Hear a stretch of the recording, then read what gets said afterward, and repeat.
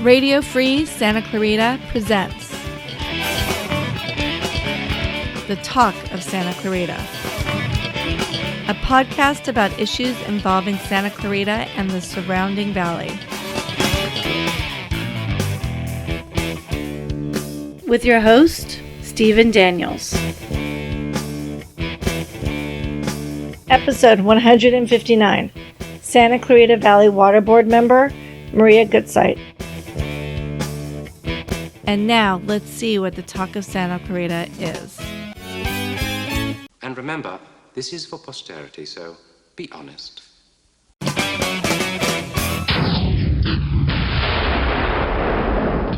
Maria Gutzeit, welcome to the Talk of Santa Clarita Outdoor Edition.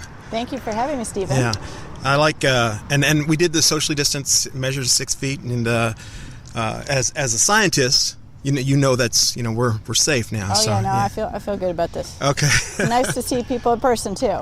Yeah, thank you for the flowers. That's a nice touch. I think you are the first guest to bring ornaments of some sort for the. Well, it's fall, and I was just at the farmers market, so. Perfect. So it is an early Sunday morning.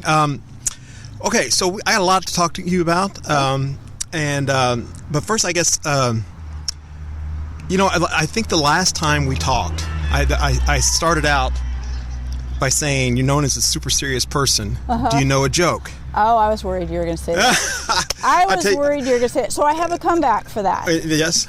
My father, who's German, from Germany, yeah. used to say, we're German, it's against our religion to have a sense of humor. So I'm going to stick with that because I was laying awake last night going, he's going to ask me for a joke, and I got nothing. Well, the funny thing is, I did that with you because I specifically thought it would be interesting to see you try and tell a joke, and it became a thing. Yeah. It's like every show now, people are expected to tell a joke at the end of the thing. Well, but since you're not going to tell a joke, I'm going to expect you to sing. So. Oh, that is worse. But that's worse. So it's been a while since we've had you on the show. So I want to go through your backstory just a little bit because I doubt anybody's digging through the archives of the Talk of Santa Clarita. God help them if they are. Yeah. Tell us where you're from, where you went to school. Okay. Yeah. So I grew up in the Midwest. Okay. Actually, even before that, I was born in Philadelphia, but spent most of my life outside of Chicago in the Chicago suburbs. Went to school at University of Illinois and studied chemical engineering. And after school, I was looking to come west and get out of the corn. And so I interviewed for some companies out here, and I came out in '88. Yeah.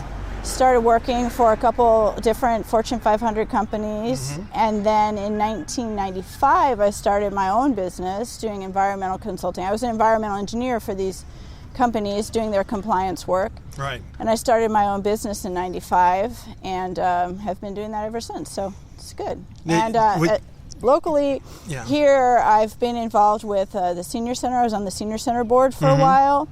I was president of LA County Bicycle Coalition for a while, involved in some committees with the Chamber of Commerce. Yeah. I had a daughter about 10 years ago who's keeping me very busy now. You still have that daughter, I assume. I still have her, yes. Now, when you say outskirts of Chicago, is that like Rockford in that area? Not that far, I don't think. Okay. We were St. Charles, Geneva. I went to St. Charles High School, if anybody knows where that is. It's along the Fox River, so about 45-minute drive from Chicago. Are you a Cheap Trick fan as a result, or living outside the Chicago area? No? Maybe. All I got, going back to the nerdy scientist, all I got was I went to a Genesis concert in Chicago once. So that's all I got. That's all you got. Okay. Yeah. Was it Supertramp from Chicago? I think Supertramp's actually from Speedwagon? REO Speedwagon. I have no idea. Okay. All I know is they are like the inventor of the power ballad. You know, the first slow song that you can turn up really loud. You know. Okay. Let's talk about a little bit about. First of all, you're a cyclist. You were saying, you were on that commission or whatever. Yes. How much do you bike every day? I mean, do you bike every day, or it's gone greatly downhill because of work and a 10-year-old. Actually, it was worse when she was a baby, but right now I'm doing about 50 miles a week. Jeez. Just yesterday. No, for each ride. I mean, how far is that? Yeah, just yesterday I was dying for a change of scenery, so we rode from Santa Barbara Ventura to Santa Barbara and back. So that was over 55 miles. Wow. So I'm a little tired today. Yeah. But back, I used to race. Yeah. I raced the national circuit level, so I raced across the country, competed in the Olympic trials in New York. Wow. And did also track racing, the velodrome. So that's where the actual the banked track. The bank track. Is that scary? Is that kind of scary to do? You kind of get in the zone. Do you? Kind of fun. Yeah. You don't even think about it? No, you don't have any brakes either, so you kind of got to get the.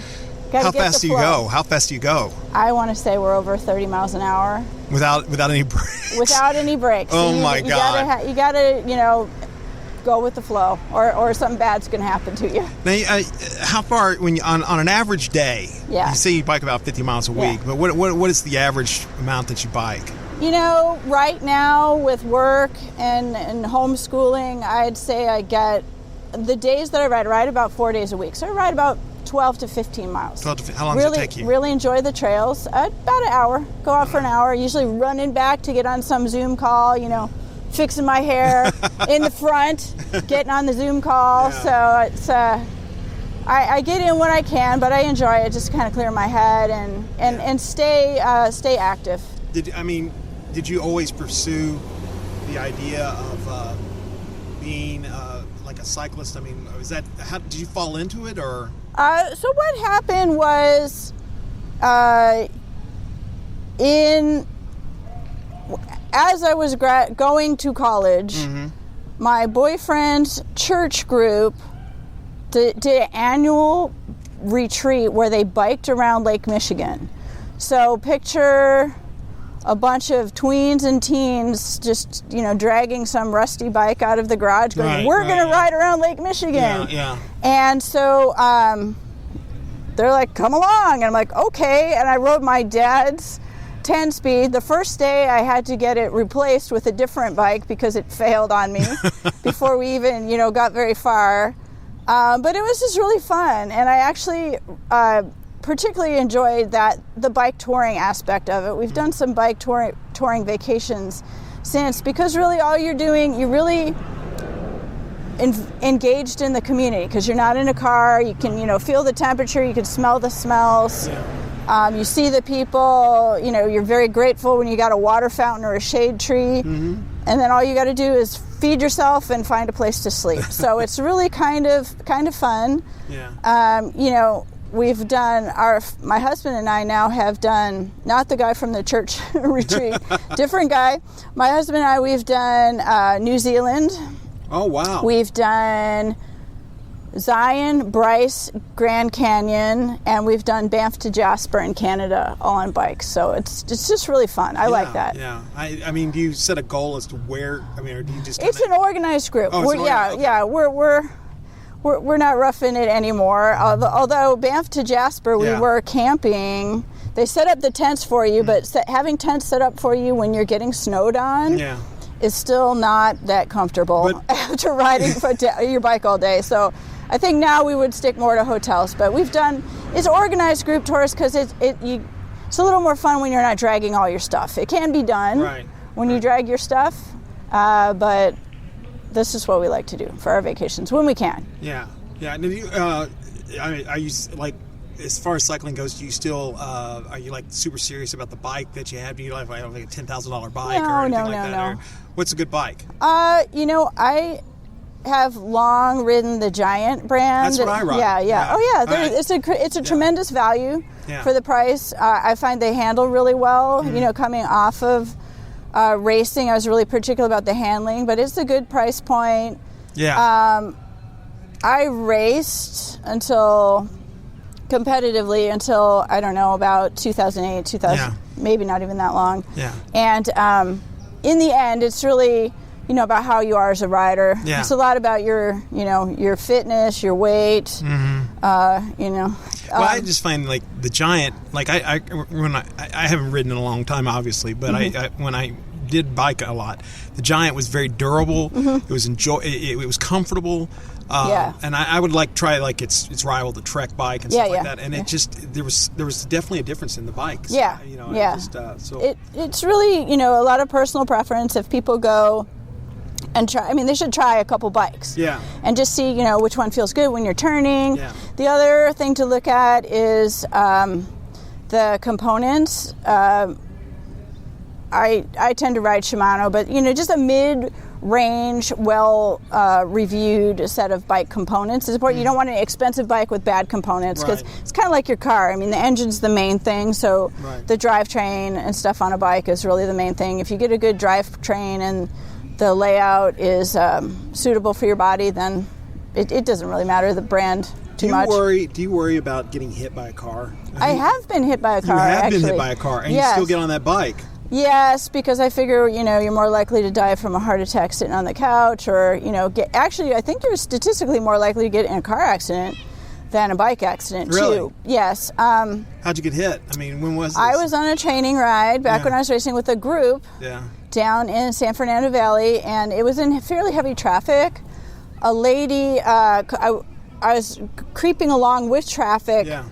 The car next to me stopped, and a lady cut across and turned left, so they let her turn left, but she didn't see me because I was next to the car. Yeah. Hit me, broke my leg, broke my arm. Oh my God.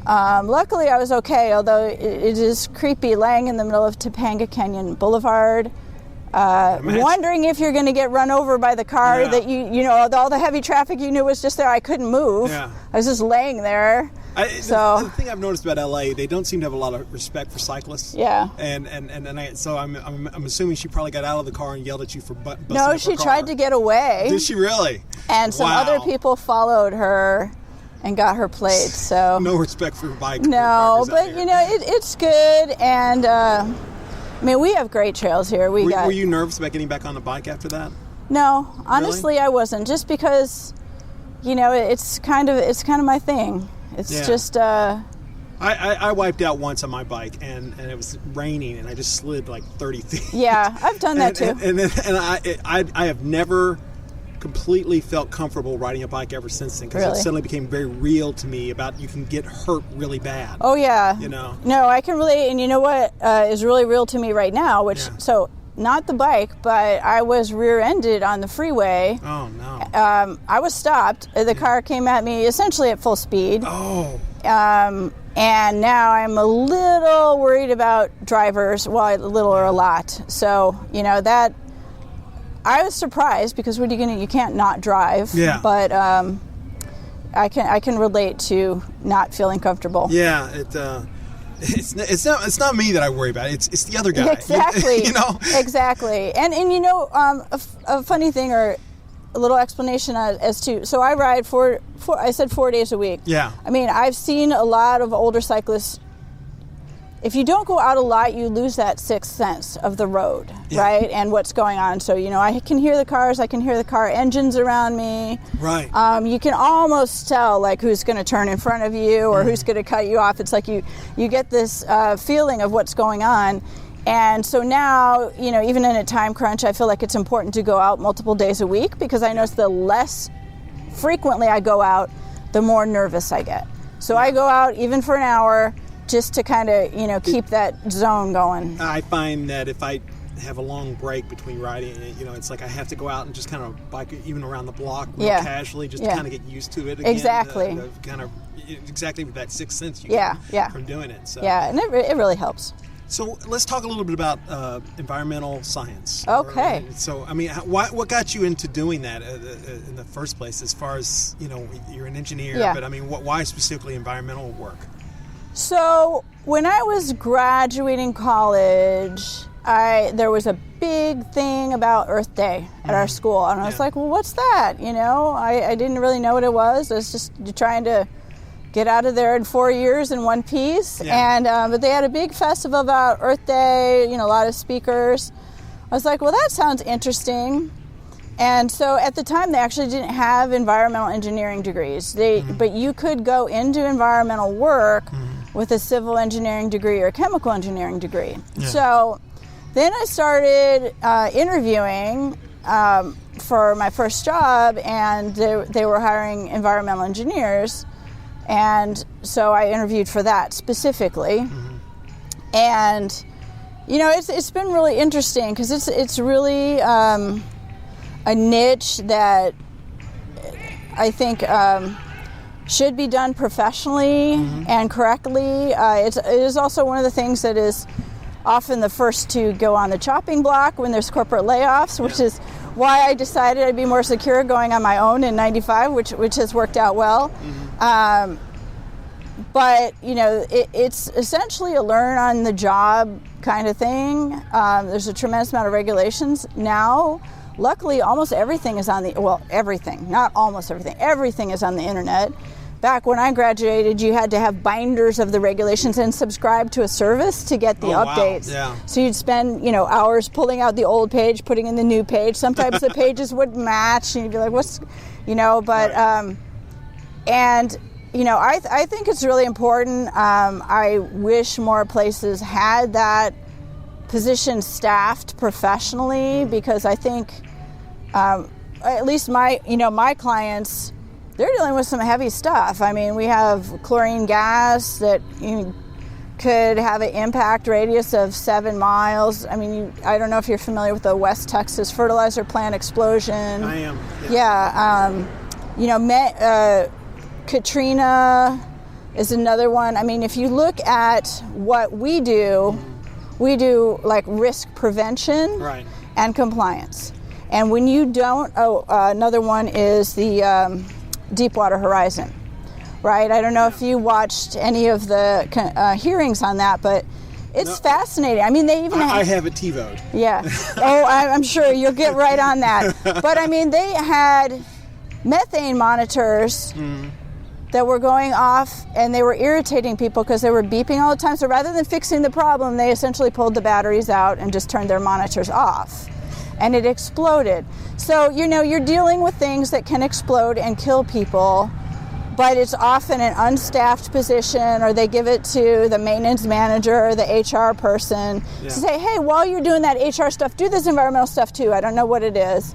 So it's really an unappreciated profession, because we're trying to keep people safe and the environment safe. With the Trump administration, have environmental regulations been loosened a lot? I mean, has your job become easier or harder? I would say it's actually become harder, but not because they've been loosened, not because California kept it the same. Okay. The bulk of my clients are in California. But what's happened is the EPA staff have become demoralized and, you know, thinly staffed. They're quitting. They don't care. They don't answer their phones. They're changing their people around all the time. So it's very hard to get any guidance on federal rules right now. But in California, I would say a good 90% of what I do is state and local regulations. So South Coast, DTSC, Water Board, not our Water Board, but Regional Water Quality Control Board. So it didn't lighten the load for anybody locally. You acknowledge and believe in climate change and that it's man-made. Yeah. Yes. Because B.J. Atkins, who is on the Water Board with you, not a believer in that. Yet he doesn't he have a similar business as yours? I mean, doesn't he? He does. He has a very similar business. And now Friday night, we had a debate with all the candidates at COC, and he acknowledged that climate change is real. Really? I think he may have a debate on the man-made contribution or something. Right. But, we were talking about my job. Yeah, well, the regulations are the regulations, so it doesn't mean that he can't do his job, whether he believes in that or not, because the companies and government agencies you have prescribed things you're supposed to do. I know. The reason I bring it up is because I find that really intriguing that with his background and your background, and the fact that both of you do similar types of work, how both of you could feel differently. It seems like if you guys are looking at the same science is science. It's not up for debate. You know what I mean? But I think when you get on the political side, it's not about science anymore. Yeah. And I think that's where there's room. Well, there needs to be room for nuance.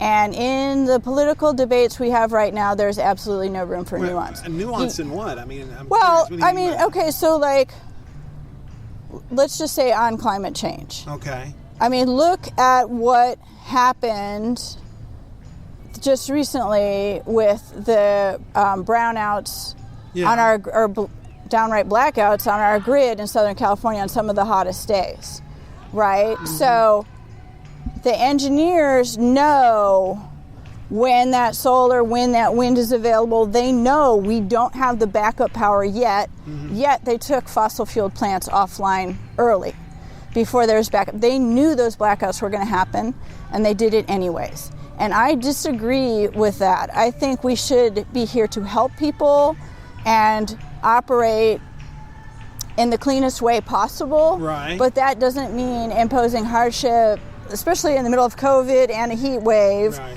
having, businesses offline because of something that could have been preventable. Well, in the middle of COVID, I would agree with you on that in general. But I just don't think we, in a modern society, we should have our grid fail for something that we saw coming. Yeah, but I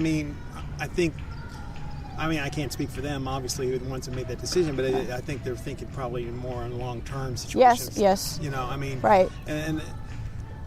Well, that's true. Go ahead. No, and another thing that I just saw, right? So Jerry Brown. I have a Jerry Brown quote that I hope to work in today, but Gavin Newsom just declared, for the electric car mandate by 2035. And within days after that, a group of Latinos put in a full-page ad in the LA Times saying this is unfair for our communities because we're agriculture, we need trucks, we need reasonable cost vehicles, we need to be able to buy reasonable cost vehicles, and a $35,000 electric car is not going to cut it when you're working in Fresno. Right. And so I feel like people need to be at the table. Everybody that needs to be at a table, rather than saying, well, my style. I understand the noble goal. I understand a need for a vision to push things. And that happens a lot also in water. Yeah. But my personal style is, we got to get here. What do we need to do in the middle? How do we make sure everybody in the interim is okay? And I think that dialogue is lost. It scares people to say, hey, I drive a tractor in a field and grow broccoli. Yeah. And now you're telling me I can't have a gasoline-powered vehicle? I can't have an electric tractor? That question was not answered when the goal is announced, and that scares people. And I actually think it can all be accommodated. I actually think the power goals can be accommodated, but we can't hurt people in the interim, or make them suffer, or divide our communities over things that are preventable. And that's my thing. You're saying there's a middle ground. There's a middle ground. That's the nuance. And science and engineers, But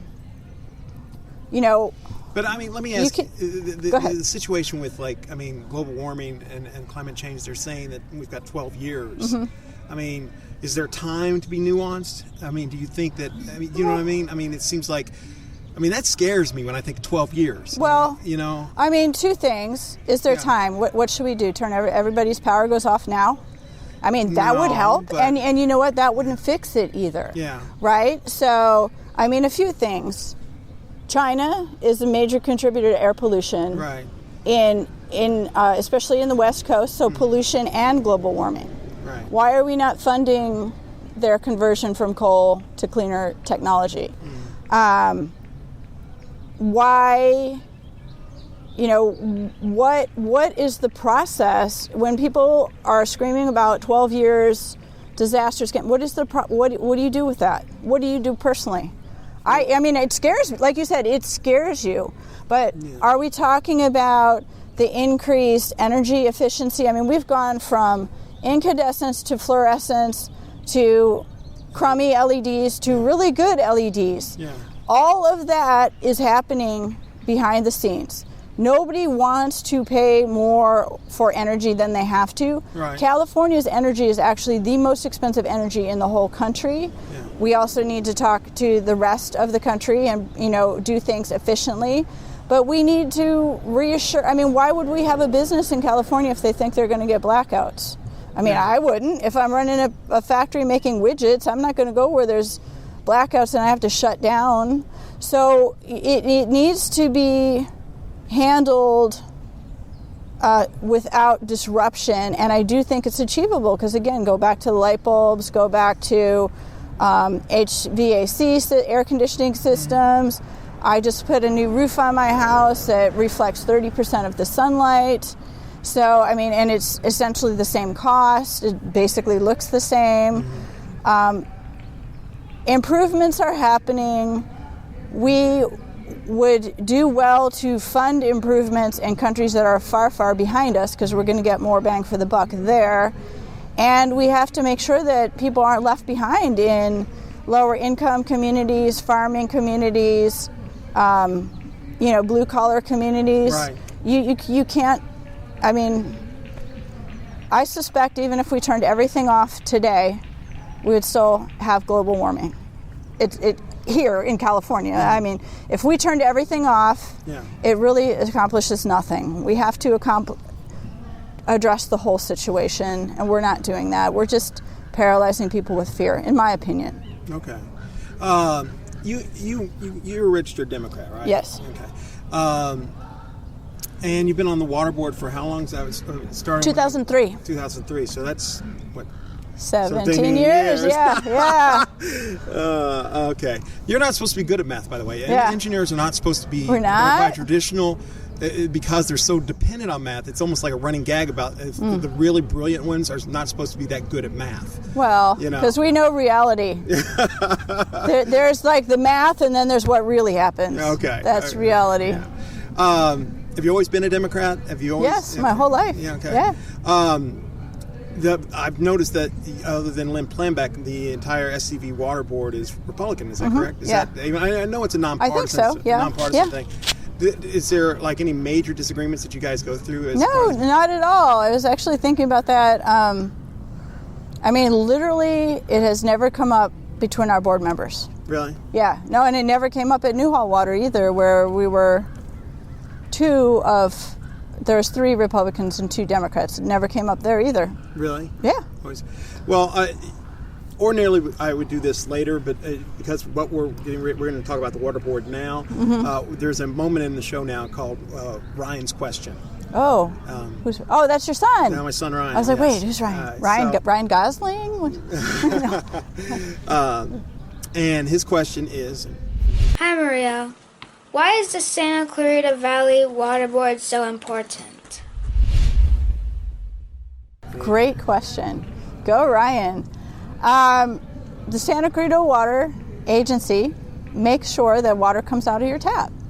It makes sure there's water for our lawns, for our schools, for our businesses.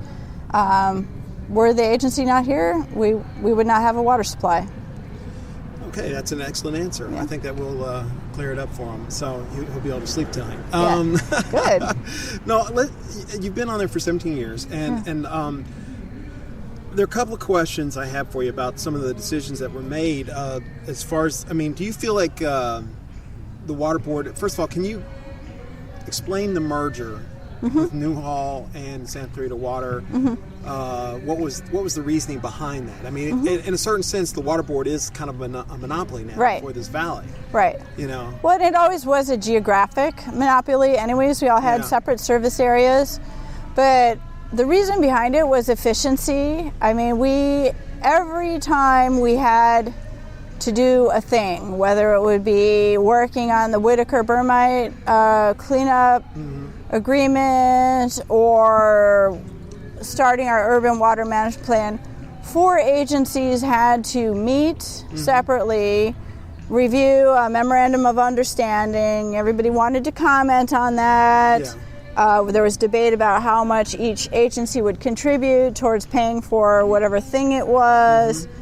Then it would come back for finalizing. It often came back a second time to the small boards, and then got all rolled into one. So there's a lot of administrative steps.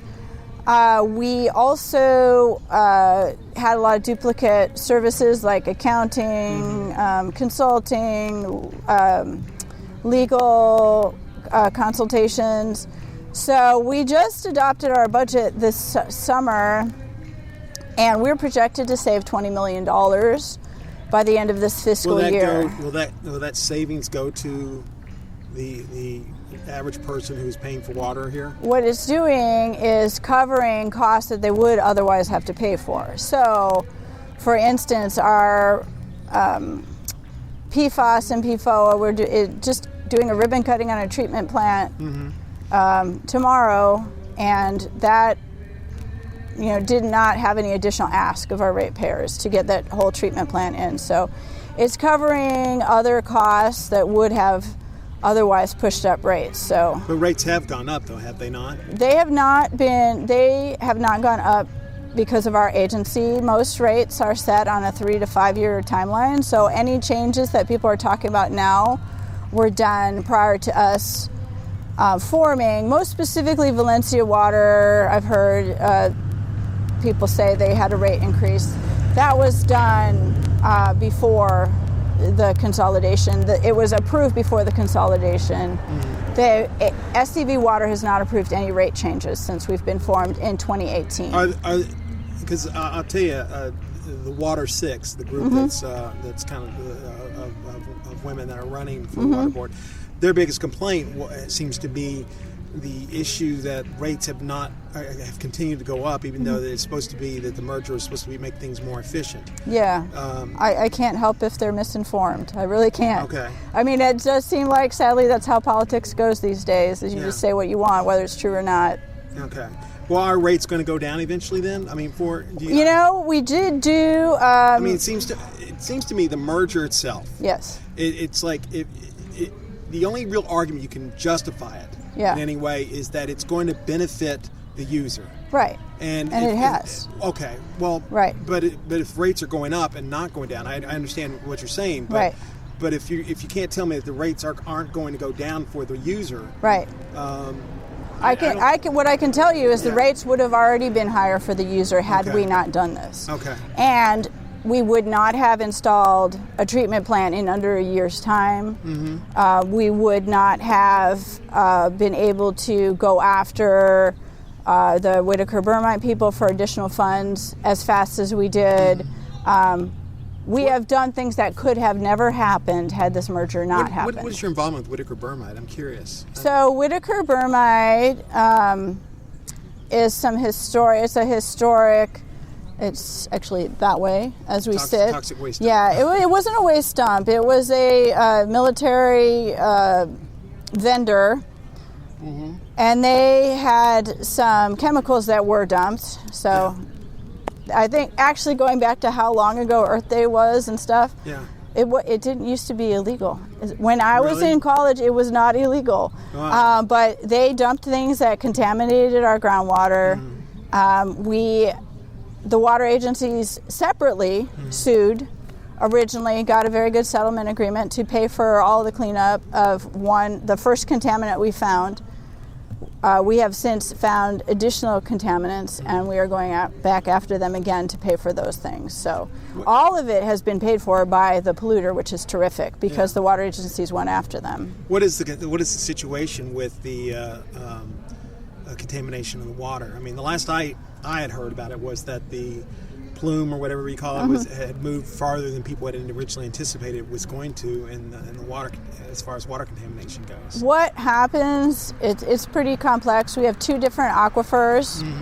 One is moving, the high one is almost like a river underground. It's actually a lot under the river. That one blows along pretty quick. The lower one is big. You might think of it more like a big a bathtub or a lake. So that one's moving slower. Essentially, what the goal of the cleanup has been to contain the contamination on site with some cut-off wells, and then any bits that have escaped, there's wellhead treatment, because when you have a well, like let's just say this is a well, it's going to basically pull all the water around it in, and then we treat that. Okay. So we're capturing it, whether it's gotten a little farther away or keeping it on site with the treatment. Is it safe to be drinking from the tap? Yes, because none of that, no untreated water that has showed contaminants is being served to the public. There was, I read briefly, in, I believe it was a Signal article, some kid had done a study on the water out here. And said it was unsafe. Yeah. What's your opinion on that? Sadly, he did not know how to read his lab reports. Okay. Is my opinion on it. Literally, he was reading the units wrong on the lab report. So the samples that he was claiming were contaminated met all health standards because he did not know how to read the lab report. So. Okay. That shows you how news is these days. I mean. Well, I mean, you read, high school. No, I know, but who knows these obscure things, right? So well, that's why I'm talking to you for clarification. Exactly, so. But yeah, that's. I don't know. I think I'm going to use my Jerry Brown quote now. Okay, use it. Okay, Jerry Brown said, "Things are not as bad as you think, but they are more complicated than you know." And I love that quote. That's a good quote. Yes. So that covers many issues in the world today. Yes. I even in my life. One of the things that's interesting about you is that the fact that you're a Democrat, you deal with a lot of Republicans and things, but as a moderate, in a lot of ways, you're not friends with some Democrats in this valley. When you went for an endorsement for the Democratic club out here, there were some people that spoke up against you pretty. Right. And full disclosure, I spoke for Marie in support of her. Why are there issues that between you and some of these Democrats? They seem to believe that you're not a very good environmentalist and not even a very good Democrat. How do you respond to that? Well, I mean, two things. First of all, just as there's Republicans that may believe in a women's right to choose and Republicans that are vehemently against that, that doesn't make those people any less Republican, although certainly party activists want it a certain way. Sure. On the Democratic side, I've been endorsed by the Democratic Party in every single other race I've had until this race, where one of my opponents is active in the local club and the party. She holds a committee chair position with the party. So I think that had a little bit to do with it. I cannot think of who said this, but there was a quote that said, if my party is not big enough to accommodate people with 85% of the same views as me, we need a bigger tent. That's a good quote. I wish I knew who. I'm going to say I said that because I can't remember who said it. That's what I do. I take credit for it if I don't know. There you go. But there's. I vote with Lynn Planbeck on the water board 99.9% of the time the same. Okay. I just disagree that I don't have the environmental credentials. I wasn't saying you were. Right. No, I mean, I say this, and, we had that intro on the global warming issue. Yeah. I'm a pragmatist. I'm somebody that gets things done. Frankly, just let's go back to global warming if you want to.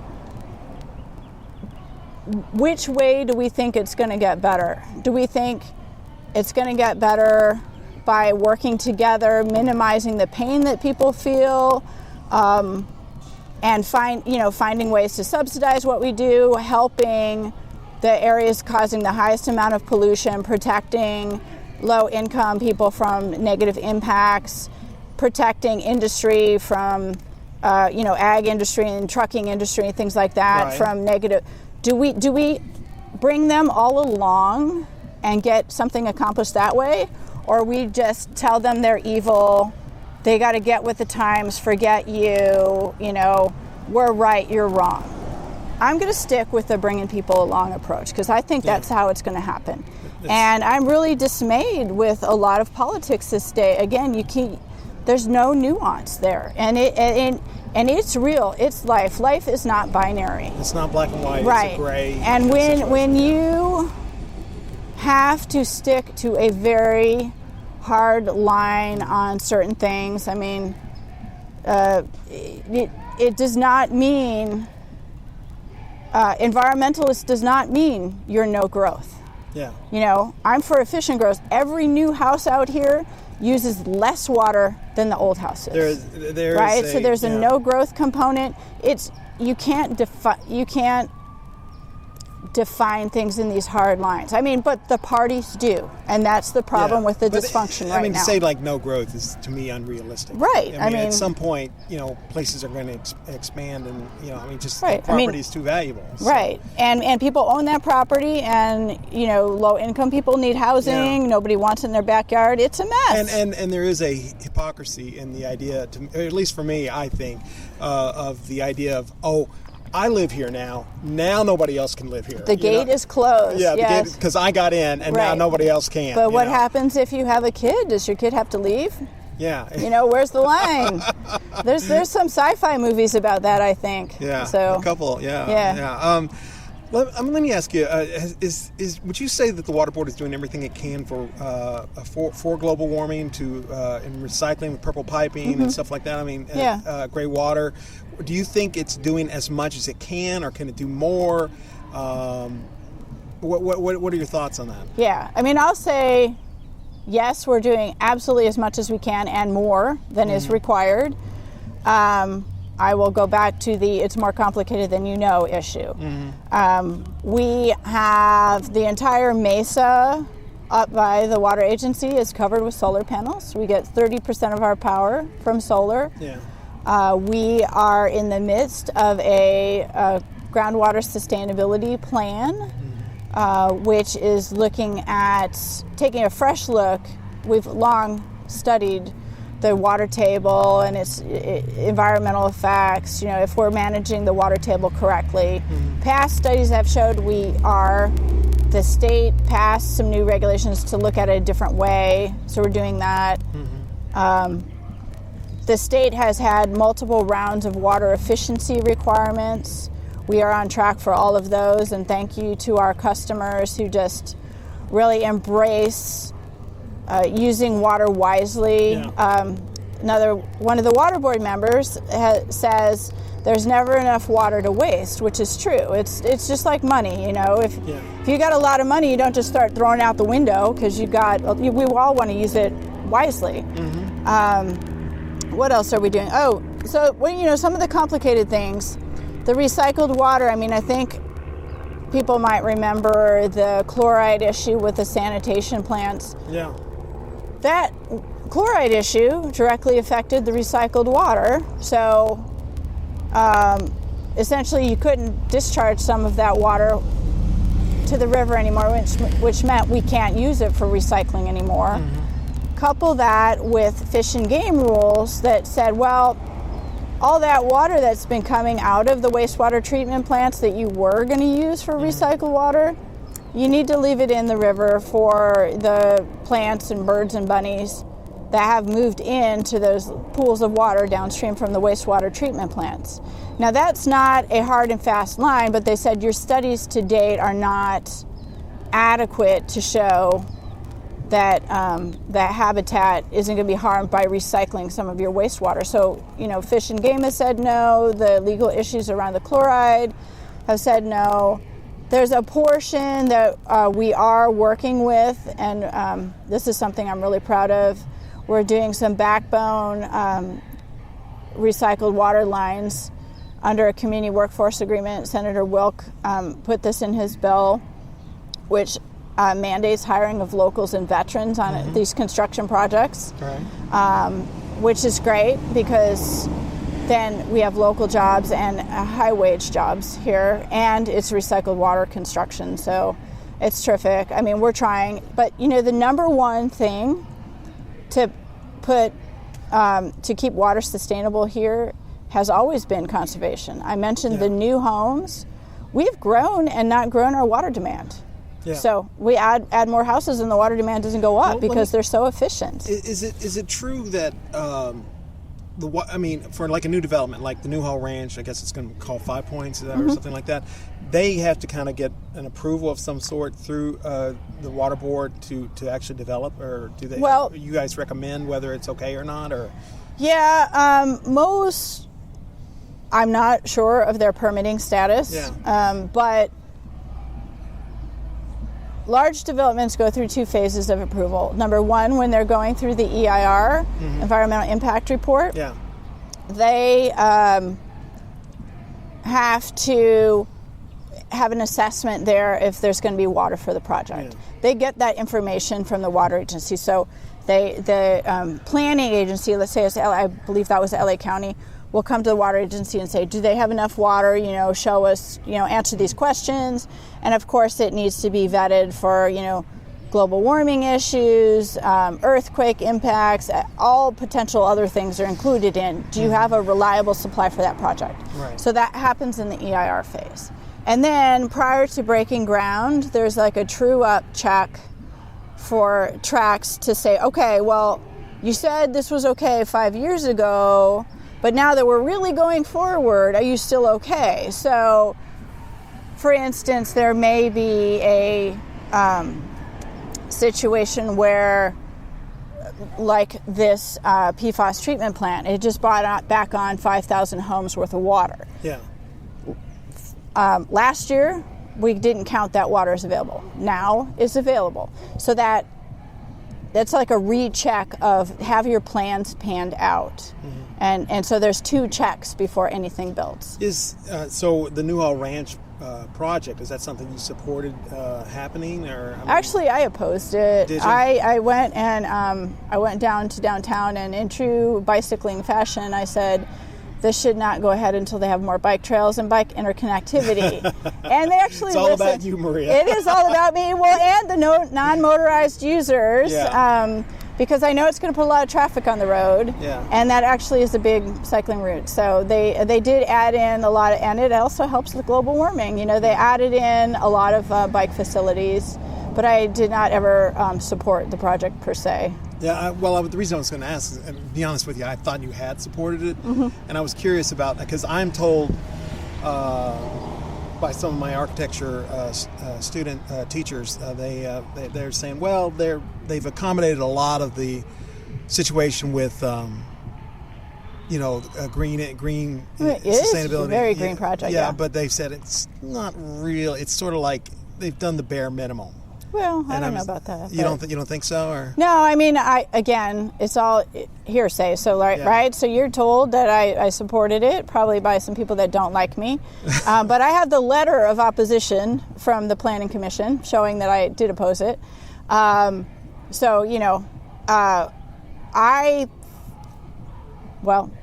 want to say I thought I had heard that there were net zero project. That's what I was told too. But right. but the architect teachers that I know are very, very much into green. LEED stuff. Yeah. And so they have a tendency to be much more particular about things. Yeah, I mean, and I go back to here. Here's the thing. I mean, we don't approve the housing. I don't comment on whether they're green or not. Yeah. They came in with their own water supply. Yeah. So, the water agency had no issue accommodating their needs. Mm-hmm. Okay. I'm sure every single house in that housing project is way better than my house for energy efficiency. My house was built in 1960. So really, was it? Really? Yeah, oh, wow. Like I live in old part of Newhall. So I want to talk to you about.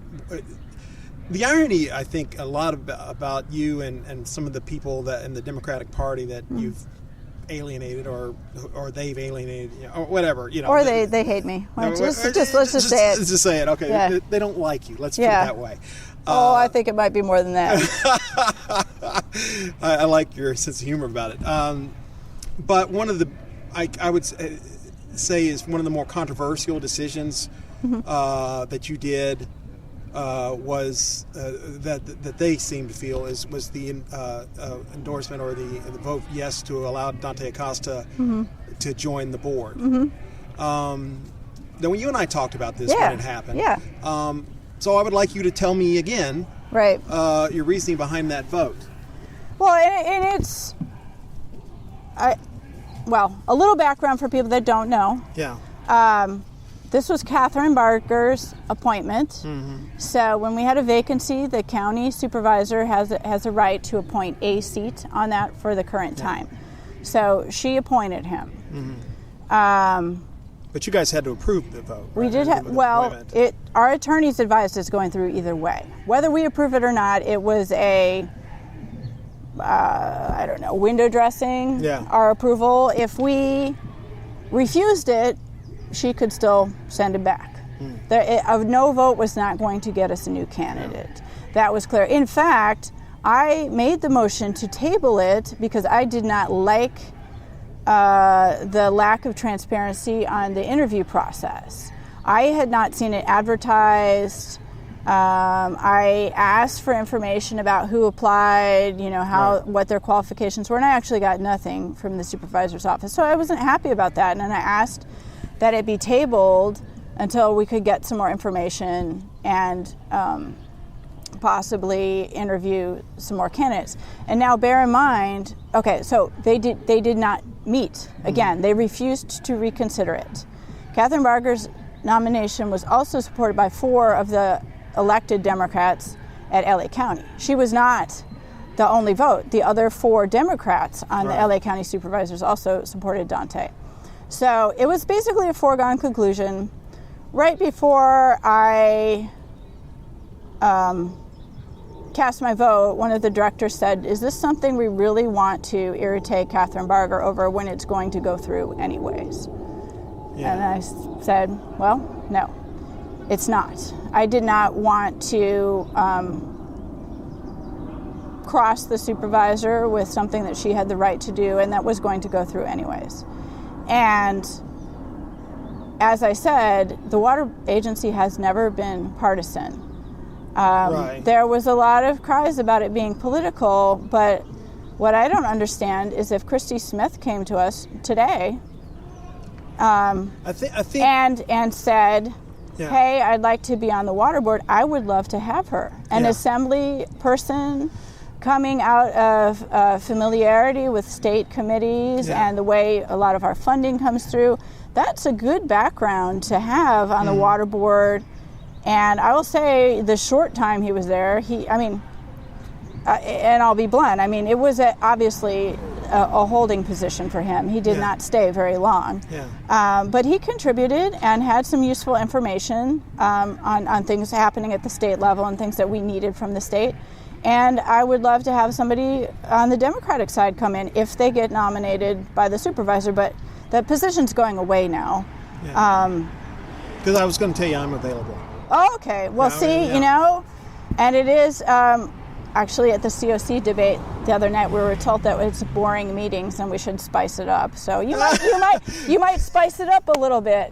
That was a discussion I had with the Water Six. Is how do you make water sexy? Yeah, the visuals on that could be scary. Yeah, we don't want to go there. I don't think anybody else wants us to go there. No. Yeah. But the thing about Dante is that he did have there were some accusations against him of misconduct. I want to address that because I thought that might come up. I just went through the Democratic endorsement process, and as you mentioned, it didn't go well. Yeah. And I felt like because there was misstatements, there was a community college board member that I know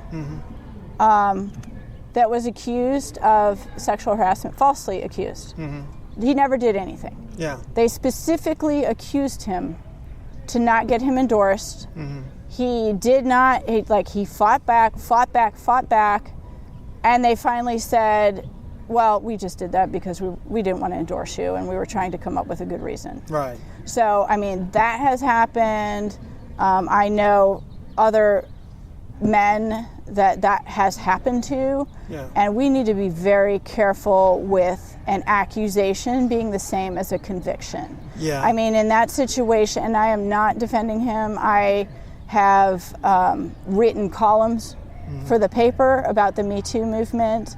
I had an issue in college that was most unfortunate also. So I am not the one that will defend somebody that did something, but I will defend somebody that is falsely accused or even accused before we are sure. Because when an accusation is the same as a conviction, we are in a world of hurt, and it's another thing that I think is happening a lot right now in social media, especially. I agree with you on that because I do feel like my issue. I had issues with Dante being appointed, but it wasn't the idea of what his alleged conduct was, misconduct. It was more of the qualifications for him for the position itself, and the fact that it felt. While you were saying it was inevitable that Catherine Barger's was going to go through anyway, it felt really shoved through quickly, but let me ask you, if it was inevitable that that it was going to go through no matter what, why not vote? I mean, the way some people say now is you were the deciding vote. That you were the one, the final vote, and the fact you voted yes is why it went through. Well. Is that true? Well, no, it's not. It's not true that's why it went through. It would have gone through anyways. Yeah. And, here's the other thing. Yeah. It's not a partisan position. Yeah. I am not going to vote no on somebody because they're a Republican when he's qualified.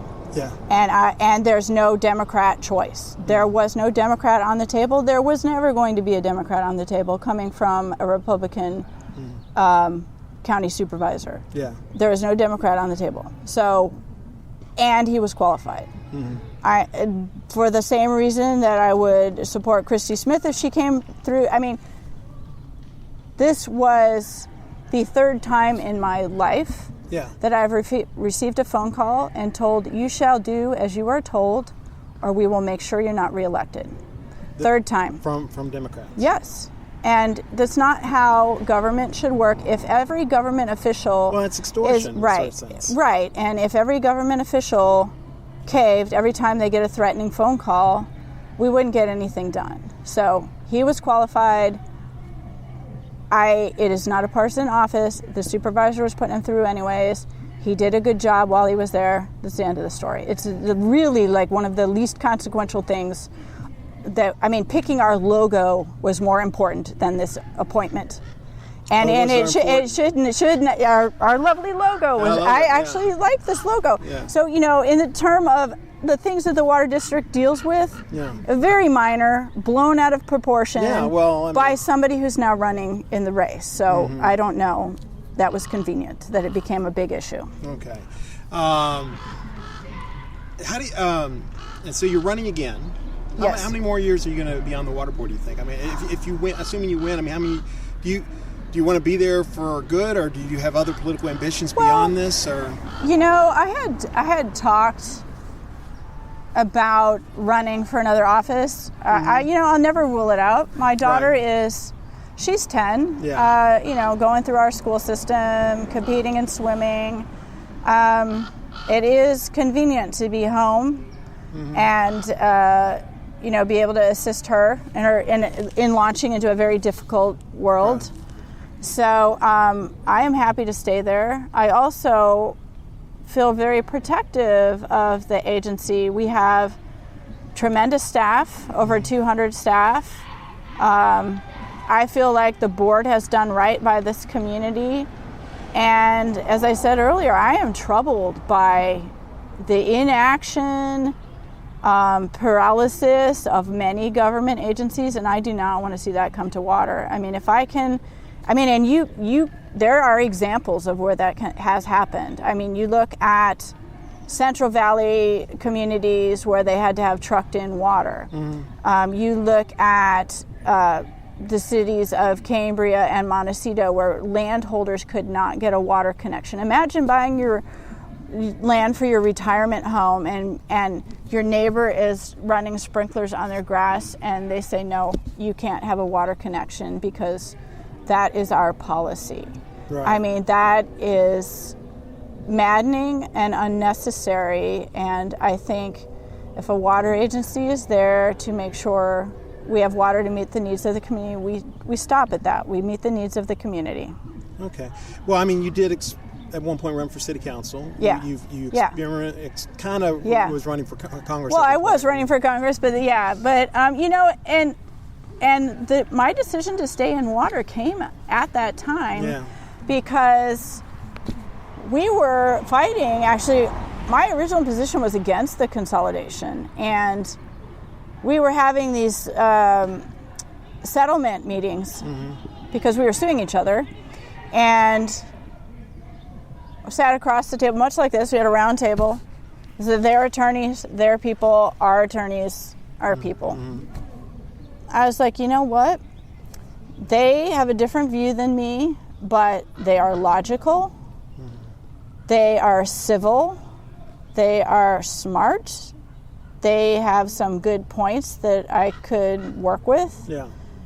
And then here I'm in the congressional race, and it's like, if you don't sign this petition, we'll oppose you. And then an hour later, I'm talking to another group. If you don't sign this petition that's the opposite of this thing I just had, we're going to oppose you. And if you don't agree to this now and pledge this for the rest of your life, we will never support you. And it's just like, this has no basis on electing people who are qualified and to make good decisions. This is just who's going to be on my side and cave when I call them up and give them that phone call saying, you shall do as you're told. I am not that person. I'm sorry. You can ask my husband. You tell me what to do, and it's on. It's on. Yeah. So. Well, you're pissing some people off, so I think you're probably doing something right. Exactly. I'm sure there's a quote about that, right? All right. Well, let's have a little bit of fun. Okay. Favorite movie? Oh, God. Born Identity series. The Born Identity series. Okay. First concert you ever went to? I said Genesis. Genesis. Was it? I don't know. You're about Phil Collins. With Phil Collins. Okay. Yes. Okay. That was going to be the next question. Yeah. Favorite artist?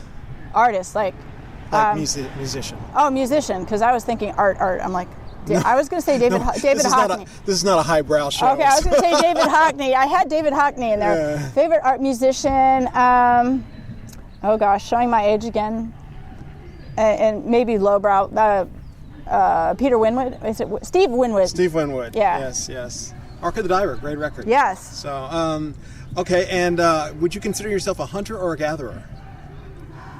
Gatherer, for sure. Yeah. Okay. Marvel or DC Comics? Really like Marvel, but isn't Wonder Woman DC? Yes. Okay. See. Yeah. Okay. See, I'm a Big Tent kind of person. Again, Big Tent kind of person. Yeah, I'm impressed. I thought you'd go which one's which. Yeah. No. I loved Black Panther. Yeah, Black Panther's excellent great. Show. Yeah. We just watched another Iron Man on Disney Plus. Love Disney Plus. Yeah. But yeah, Wonder Woman rocks. Looking forward to a new Wonder Woman. Yeah. The Wonder Woman movie, I watched it again the other day, and I was like, God, this is really a really good film. Yeah. So as was Black Panther, man. I could not believe it. Yeah. Yeah. Is Wonder Woman your favorite superhero?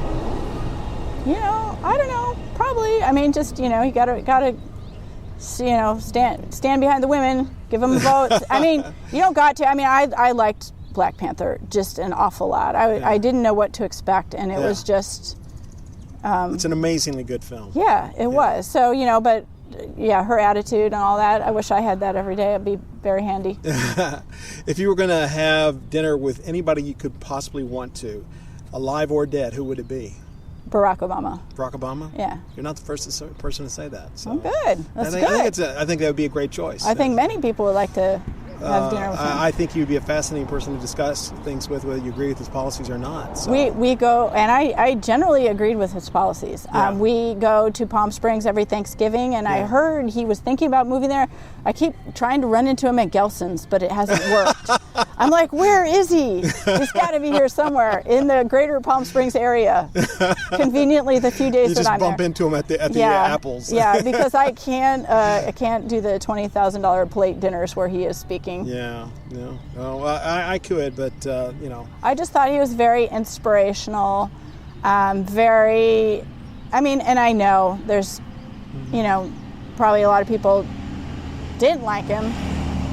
But, his, again, another quote I'm probably mangling, I mean, it's not the red states, it's not the blue states, we're the United States, right? Yeah. So, I mean, I was crying when he said that. I just think he was a very motivating and inclusive person and smart. Mm-hmm. And, I'd love to talk to him. He's from Chicago, so, Well, there you go. Those Illinois people were like that. All right, so you're not going to give me a joke. No, sorry, and I cannot sing. You do not want that. I don't know what I got Christy Smith to sing. Oh, so no. That was something. It would be bad. What, do I have to think? I mean... Can you do ventriloquism? Can you rap? I can bake.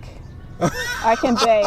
I wish I had time to bake. So next time I have you on, I want you to bring you some cookies. Okay. No, I brought you flowers this time. I'll bring you like some bread or some M&M cookies next time. That's awesome. Okay. Well, Maria, thanks so much for doing this. Yeah. I do appreciate it. Yeah. Vote November 3rd. Maria is District Division 3. Division 3. Yeah. Okay. I don't think I can vote for you either way because Division 3 is Newhall, parts of Newhall. Yeah. Up through Stevenson Ranch. Okay. Yeah. West Ranch, Castaic, over to Tesoro. Okay. Yeah. I'm not. Yeah. Anywhere close. Fine. You should move. just for me. Just to vote for Maria. Yeah. There you go. Tell your friends. Anybody who lives in that area, tell your friends. All right. Well, thanks for coming on the show. Yeah, I do appreciate it. Thanks for doing this. We're gonna mask up an elbow bump, right? Yeah. And we hope you guys enjoyed the talk.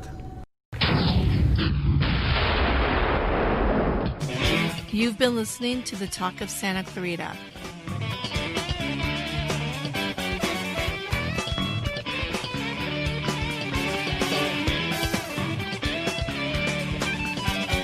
Listen to us on iTunes, SoundCloud.com, YouTube, and Stitcher. Barring a life event getting in the way, a new podcast is available every Tuesday. Questions, comments, and show ideas can be sent to thetalkofsantaclarita@gmail.com. You can also call or text us at 661-505-8672. That's 661-505-8672. Follow us on Twitter at The Talk of SC or on Facebook, Instagram, and YouTube at The Talk of Santa Clarita. You can also visit our website by going to www.thetalkofsantaclarita.com. This has been a production of Radio Free Santa Clarita Incorporated, a 501c3 nonprofit organization. To donate, go to radiofreesantaclarita.org/donate. Radio Free Santa Clarita, on the net and on the air, and we're very much aware. Any questions?